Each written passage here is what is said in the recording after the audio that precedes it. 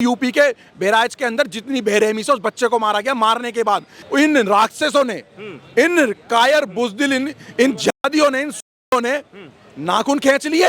पाकिस्तान की नाजायज औलाद जो पार्टीशन के बाद जो यहाँ रह गई है, तो वो बता रही है कि हम पाकिस्तान की नाजायज औलाद यहाँ पर हैं, हम आतंकी यहाँ पर हैं। कई लोगों का कहना है कि ये जो यात्रा निकल रही थी, ये मुस्लिम क्षेत्र से होते हुए ये यात्रा निकल रही थी और वहाँ एक ऐसा गाना बजाया गया जिससे मुस्लिम समुदाय के वहाँ जितने लोग थे उनकी भावना आहत हो गई। जब भारत में यात्रा निकल रही है तो भारत के अंदर में मुस्लिम एरिया कैसे हो गया? भारत तो पूरा भारत है ना। मुस्लिम एरिया तो वो पाकिस्तान और बांग्लादेश से जो ये ले चुके हैं आजादी। और अगर मुस्लिम एरिया बोल रहे हो तुम, कल को तुम मुस्लिम जिला बोलोगे, मुस्लिम शहर बोलोगे और फिर बोलोगे कि एक नया मुस्लिम देश दे दो हमें। मतलब ये तो देश को बांटने की एक और साजिश चल रही है ना इनकी। चंद्रशेखर रावण एक वो व्यक्ति है जो जिनके साथ कहता है जय भीम जय मीम। उन मीम ने एक निर्दोष है वो लड़के को, मिश्रा ब्राह्मण लड़के को मार दिया। भाई साहब वो कह रहे हैं कि भाई ये बेकसूर है, उन्होंने संविधान से अलग करके मार दिया। जो शरिया को मानते वो संविधान को नहीं मानते, उनका सपोर्ट में ये चंद्रशेखर रावण। चंद्रशेखर रावण पहले अपने लोगों का तो सगा हो जाए। चंद्रशेखर रावण कहना है कि हम इस देश में देख रहे हैं कई वर्षों से एक वर्ग को उकसाने की कोशिश की जाती है। सर, उकसाने का मतलब ये होता है कि एक गरीब आदमी के ऊपर 20 गोलियां मारकर उसकी हत्या कर दी जाए। मुझे ये बताइए, उकसाना, और उकसाना किस चीज से? माता रानी के गाने से उकसोगे आप? वो गोली और वो बंदूक कहाँ से आई? क्या वो संवैधानिक तरीके से आई थी? क्या चंद्रशेखर रावण उसको संवैधानिक मानता है कि एक युवक पे 20 गोलियां मार देते हो? सारा संविधान 110 करोड़ सनातनी माने और वो ना माने, 15% वाले ना माने, हम 85 वाले मानते रहे सारा संविधान। हर बार संविधान की आड़ में हमारे भाइयों को मारा जाए, हमारी बहनों को मारा जाए और हम झेलते रहे। सर, आपने बहराइच का मामला देखा, कई लोग कह रहे हैं कि इसमें प्रशासन की गलती है। उत्तर प्रदेश में जो अभी विधानसभा का उपचुनाव होने वाला है, उसके कारण जो है इस प्रकार की घटनाएं हो रही हैं और योगी आदित्यनाथ को पूर्ण रूप से जिम्मेदारी लेकर के इस्तीफा दे देना चाहिए बहराइच में जो भी हुआ। आप क्या कहना चाहेंगे? बेटा, योगी आदित्यनाथ जी तुम्हारे बाप है, सुन लो भाई। और वो इस्तीफा नहीं देंगे, वो देश के प्रधानमंत्री हैं, नेक्स्ट प्रधानमंत्री हैं वो इस्तीफा नहीं देंगे। तुम जो गद्दार इस देश के अंदर बिलों में घुस करके जो बैठे हुए हो ना, जो तुम निकल करके आते हो और एकदम से हमला करते हो और यूं बोलते हो कि बेकसूर है। अगर वो वाकई में बेकसूर है ना, अगर तुम्हारे आधार कार्ड पे एक ही बाप का नाम लिखा है, तो सही बता रहा हूँ, जब देश का 100 करोड़ हिंदू तुम्हारी जब बैंड बजाएगा ना, पजामा निक्कर टोपी उतार करके भगा करके दौड़ा के तुम्हारा जब बैंड बजाएगा, डमरू बजाएगा ढंग से भोले शंकर के तरह, तो फिर तुम बोलना हिंदू भी निर्दोष है। अगर एक बाप की औलाद हो, नहीं तो तुम मिक्स बेस सब्जी के तरह हो भाई। तुम मिक्स की औलाद हो, ध्यान रखना। और भैया सुन लो मेरी बात, क्या बोल रहे हैं आप बताइए। चंद्रशेखर रावण का कहना है कि इस देश में हम देख रहे हैं कि लगातार एक वर्ग को उकसाया जाता है ताकि वो कोई गलती करे और फिर उसके बाद जो है इस प्रकार का माहौल बनाया। चंद्रशेखर रावण की बैंड बजा रहे थे। चंद्रशेखर रावण एक वो व्यक्ति है जो इसके साथ एक लड़का, इसका दोस्त, इसका मित्र, बहुत प्यारा भाई जैसा मित्र, जब उसका एक दादी, उसकी बहन का, जब इसके दादी ने एक बलात्कार कर दिया, जब उसकी बहन को मार दिया, तो ये चंद्रशेखर रावण ने उसका फोन तक नहीं उठाया। वो चंद्रशेखर रावण है जो 7-8 साल से मेहनत कर रहा था। ये वो चंद्रशेखर रावण है जो जिनके साथ कहता है जय भीम जय मीम। मीम कैसे हो गया? खटिया पे कौन आके सोया था? भीम ही आकर के सोया था, मीम खटिया पे सोया था। भीम के बाद मीम कैसे हो गया? उन मीम ने एक निर्दोष है वो लड़के को, मिश्रा ब्राह्मण लड़के को मार दिया। भाई साहब वो कह रहे हैं कि भाई ये बेकसूर है, उन्होंने संविधान से अलग करके मार दिया। जो शरिया को मानते वो संविधान को नहीं मानते, उनका सपोर्ट में ये चंद्रशेखर रावण। चंद्रशेखर रावण पहले अपने लोगों का तो सगा हो जाए। अपने लोगों का कौन? हमारी एक बाजू को आटने का जो काम कर रहा है, जिनको दलित बोल रहा है। चंद्रशेखर रावण ये कोई बंदा ही है लोगों को छल कपट कर करके वहां जाकर के बैठ गया और बाकी हवाबाजी करता रहता है। केवल ये कोई काम करा है इसने आज तक? कोई एक आधा कोई काम करके दिखा। और मैं इस देश के मुसलमान समाज को बोलना चाहता हूँ, कूनिया है जो बिराज में बढ़िया इतनी घटिया हत्या कांड कर दिया इन लोगों ने। एक लड़के को खींच करके उसमें 13 से 14 गोलियां मार दी। अरे इंसान मरने को तो 1 से 2 गोली ही मर सकता है, 13-14 गोली मारी तो उसकी मानसिकता क्या है? उसकी मानसिकता ये है, जितने भी भारत के अंदर, मैं दिल्ली में खड़ा हूँ, भारत के अंदर बोलना, जितने भी आपने किराए पे कमरे बसा रखे हैं, अपने पड़ोस में जमीन दे करके बसा रखे हैं, अपने बगल में मस्जिद और मदरसे बना रखे हैं, अपने यहाँ पर किराए पे दुकानें दे रखी हैं, अपनी मंडी और अपनी मार्केट और अपनी दुकानों के आगे तुमने ठिये लगवा रखे हैं इनके, ये सब के सब तुम्हारी इसी तरीके से गोलियां मारेंगे। ये तुम्हारा फदूर नहीं उतर रहा। ये हम कोई कहानी नहीं बता रहे तुम्हें कि मोगली की कहानी दिखा रहे हैं कोई तुम्हें और कहते चूहा और शेर और इनकी कहानियां सुना रहे हैं। ये तुम्हें लाइव टेलीकास्ट देखने को मिल रहा है भारत के अंदर। जो ये कहते 47 में गजवा हिंद कर देंगे। तो ये वो चीज़ देखने को मिल रही है। यूपी के बहराइच के अंदर जितनी बेरहमी से उस बच्चे को मारा गया, मारने के बाद 13 से 14 गोली उसको उतारने के बाद, सर पे मारने के बाद, इन राक्षसों ने, इन कायर बुजदिल, इन जादियों ने, इन ने नाखून खींच लिए, नाखून खींच लिए। भाई सोचने वाली बात है भाई, नाखून खींचने की क्या आवश्यकता थी? 13-14 गोली मारने की क्या आवश्यकता थी? क्या आवश्यकता थी भाई बताओ? पूरे उत्तर प्रदेश में ये कहा जा रहा है कि योगी आदित्यनाथ ने जो कहा था कि उत्तर प्रदेश में अब पुलिस प्रशासन और जो व्यवस्था है वो पूरे देश में लागू होनी चाहिए, लेकिन इस घटना के बाद तो लोग योगी आदित्यनाथ को कह रहे हैं कि भाई साहब ये सिर्फ और सिर्फ एक ढकोसला था, आपकी पुलिस कहाँ थी? कैसे जो है पुलिस ही चाह रही थी कि इस प्रकार की घटना हो ताकि आपको फायदा मिले चुनाव में। इसके एंगल में बताता हूँ। सबसे पहली बात, मेरी बात सुन लो। ये दुर्गा पूजा की जो माता की मैया रानी की विसर्जन के लिए जा रहे थे, तो ये रास्ते में मस्जिद पड़ती है और मस्जिद के आगे जब डीजे बजते बजते बजते बजते मस्जिद के आगे चले गया, तो मुसलमानों ने बोला ये डीजे बंद कर दो यहाँ पर। भाई क्यों बंद कर दो डीजे? पाकिस्तान की नाजायज औलाद जो पार्टीशन के बाद जो यहाँ रह गई है, तो वो बता रही है कि हम पाकिस्तान की नाजायज औलाद यहाँ पर हैं, हम आतंकी यहाँ पर हैं। और ये शोभा यात्रा वहीं नहीं निकलने की दे रहे हैं ये लोग।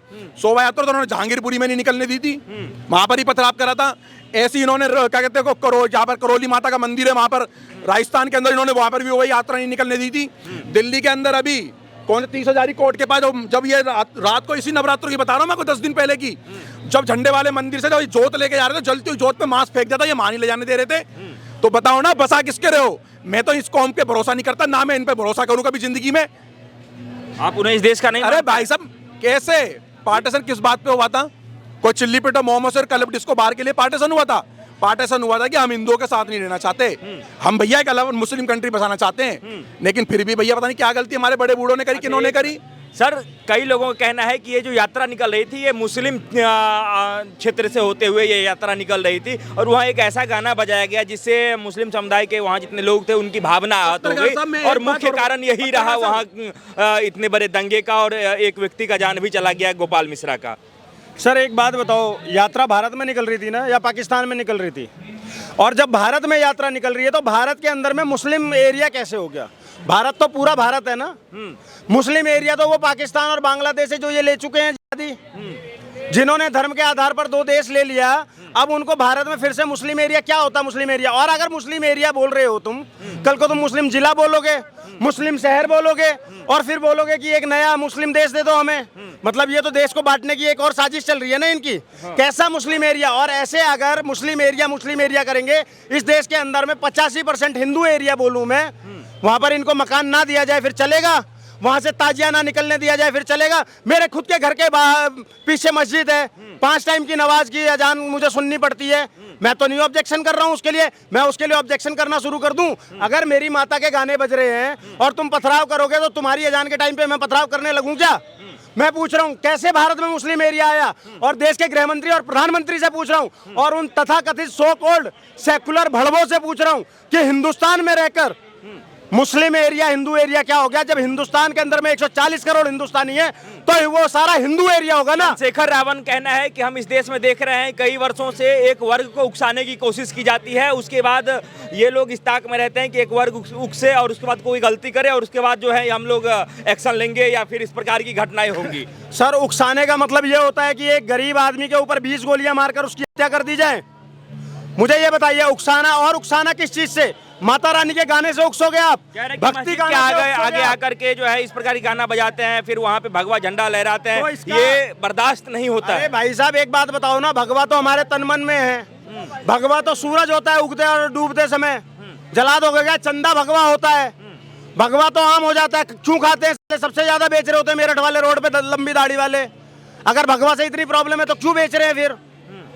आम भी भगवा हो जाता है जब पक जाता है, तो भगवा से क्या प्रॉब्लम है? भगवा तो सृष्टि के उसमें कण में बसा हुआ है भगवा, उस भगवे से क्या प्रॉब्लम है? आप दूसरी बात बता दो। भगवे से एक चीज याद है कि जो एक मकान था, आपने वीडियो देखा होगा, वायरल हो रहा है, उस पे एक जो है हरे कलर का झंडा लहर रहा होता है और उसे एक युवक चढ़ करके उसे तोड़ता है, उसकी पिलर भी ढहती है, उसके बाद वहाँ पे बजरंग बली का झंडा लगा दिया जाता है। कहता है कि ये वही वीडियो है जिसके बाद इतना बड़ा दंगा भड़क गया और जो है गोली चलानी पड़ गई और पैर के नाखून खींच लिए उस गोपाल नाम के युवक की। सर ये एक प्रोपोगेंडा है। हर बार जब भी ये दंगा करते हैं, जब भी ये भीड़ में पथराव करते हैं, चाहे जहांगीरपुरी में ले लो, चाहे कहीं पर भी ले लो, ठीक है, अभी झंडे वालन के वहाँ पर कश्मीरी गेट 30 हज़ारी के आगे वाला भी जो भाई साहब ने बताया, उस मामले में भी ले लो, इनकी भावनाएं बहुत जल्दी आहत हो जाती हैं। और ये भावना आहत होने के तहत इनको किसने ये अधिकार दे दिया है कि तुमको किसी की हत्या कर देनी है।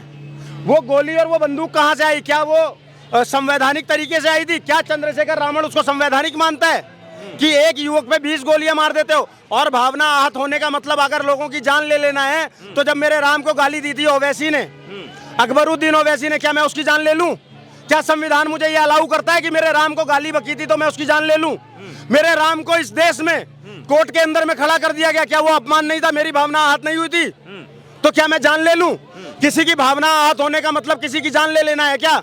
और सुनियोजित तरीके से ये पहले जान लेते हैं, उसके बाद एक सो कॉल्ड लिबरल गैंग, बड़वों का गैंग, सेक्युलरों का गैंग आ जाता है क्या बोलने, उनको सही साबित करने। चाहे कन्हैया लाल की मौत पर ले लो, चाहे चंदन गुप्ता की मौत पर ले लो, चाहे प्रवीण नेतारू की मौत पर ले लो, उमेश कोले की मौत पर ले लो, या आज गोपाल मिश्रा की मौत पर ले लो।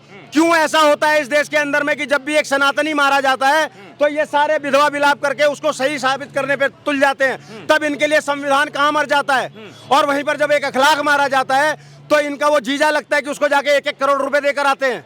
क्या ये रिश्ता क्या कहलाता है, मैं ये जानना चाहता हूं। कि इसमें पूरा का पूरा देश के शासन और प्रशासन का गलती है, योगी आदित्यनाथ की गलती है, उसमें पुलिस प्रशासन की गलती है और ये गलती मान करके योगी जी को इस्तीफा दे देना चाहिए, ऐसा जो है पूरा का पूरा विपक्ष कह रहा है। सर ये जिनकी साजिश है ना योगी जी का इस्तीफा करवाने के लिए, जिन्होंने बहराइच जलवाया है, जिन्होंने ये बहराइच जलवाया है, मैं वादा कर रहा हूँ आपसे बक्सा कोई नहीं जाएगा। बांस देखा है बांस? यही तो बात हो रही है ना सर, देश में संविधान है, लॉ ऑर्डर है ना, उसी से सारा काम सर करता है ना, सारा संविधान 110 करोड़ सनातनी माने और वो ना माने, 15% वाले ना माने, हम 85 वाले मानते रहे सारा संविधान। हर बार संविधान की आड़ में हमारे भाइयों को मारा जाए, हमारी बहनों को मारा जाए और हम झेलते रहे। कब तक झेलते रहे सर? बहराइच जल रहा है, दिल्ली जलाई इन लोगों ने साजिश के तहत। और आपको याद होगा दिल्ली के समय पर भी क्या किया गया था, उस ताहिर हुसैन को बचाने के लिए एक लॉबी लग गई थी। मुजफ्फरनगर के दंगों में जब गौरव और सचिन को कर फेंका था इन्होंने नहर में, उसके बाद दंगे हुए, उन जिहादियों को भी बचाने के लिए एक लॉबी लग गई थी और संगीत सोम को दोषी ठहराने लगे थे। ऐसे ही गोधरा के टाइम पर जिन लोगों ने ट्रेन में आग लगाई उनको बचाने के लिए मोदी और अमित शाह के ऊपर पे दोष मढ़ा गया, आज योगी जी पे दोष मढ़ा जा रहा है। ये एक दंगाई भीड़ है, दंगाई सोच की है। ये पता है इनका एक सिंपल सा हिसाब किताब है, ये कहीं पर भी रहेंगे अमन और चैन से नहीं रह सकते, जहां पर भी रहेंगे दंगा फसाद करते रहेंगे।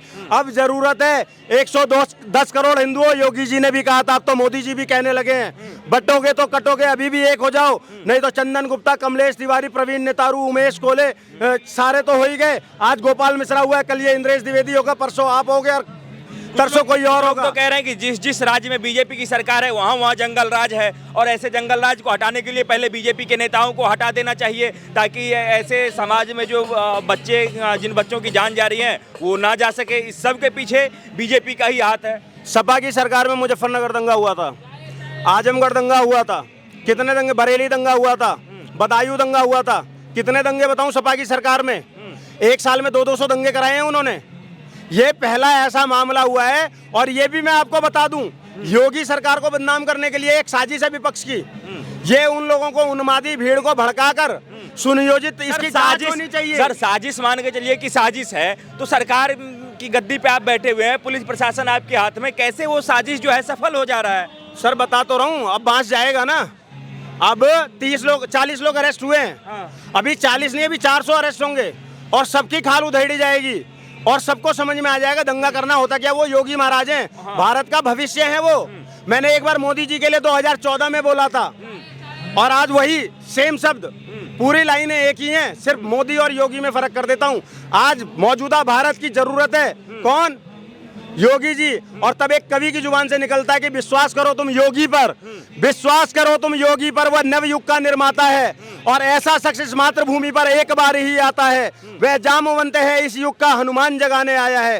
भारत के हर युवा के दिल में राम जगाने आया है और भारत के हर युवा के दिल में जिस दिन राम जग गया, ये उन्मादी भीड़ भागती फिरेगी, इनको कहीं जगह नहीं मिलेगी विश्व में। आप कह ये रहे हैं याद कि रखना। भारत के युवा के हृदय में राम जग जाए, तो यही विपक्ष कहता है कि ये धर्म के नाम पर में जो लड़ाइयाँ करवाते हैं, उसके बाद धार्मिक जो भी एक व्यवस्था है देश में उसको बिगाड़ने की कोशिश करते हैं और तभी इस प्रकार की घटनाएं होती हैं। ये धर्म की लड़ाई में ही अपने वोटर साधते हैं। और अभी चुनाव है उत्तर प्रदेश में, 10 विधानसभाओं का उपचुनाव है, उसमें ये चाहते हैं किस तरीके से हमें हिंदू मुसलमान करके जो है हम सत्ता पे बने रहें।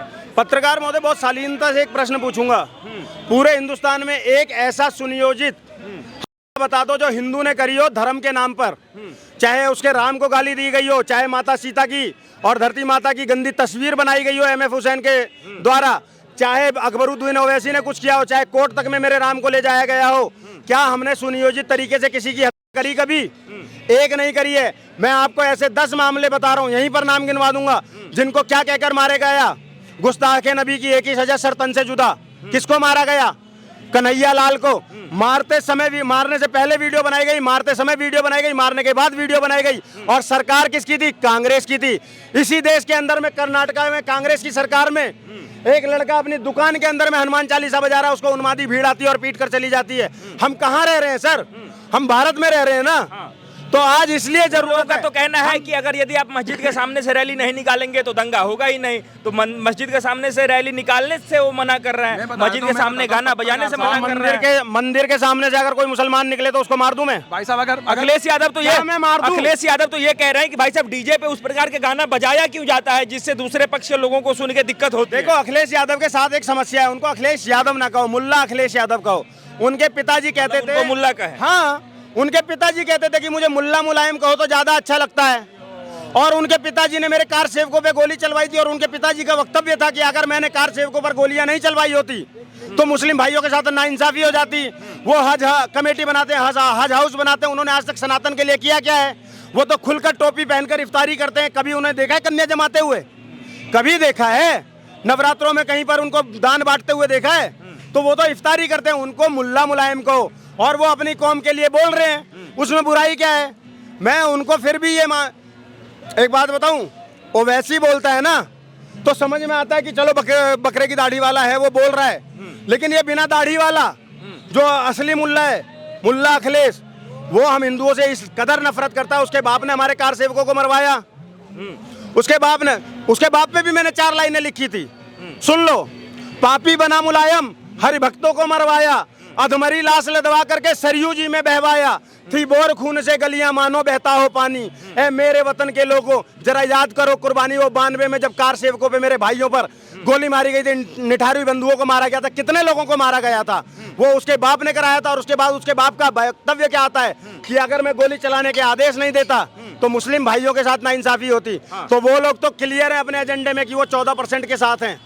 समस्या यहाँ पर यह है कि 85% के साथ कोई अगर नहीं आ रहा है तो आज 85% की ये जिम्मेदारी बनती है कि 2 शख्स तुम्हारे लिए खड़े हैं, उन दोनों को मजबूत करो, और नहीं तो एक दिन भारत से भाग कर जाओगे, कहीं जगह नहीं मिलेगी।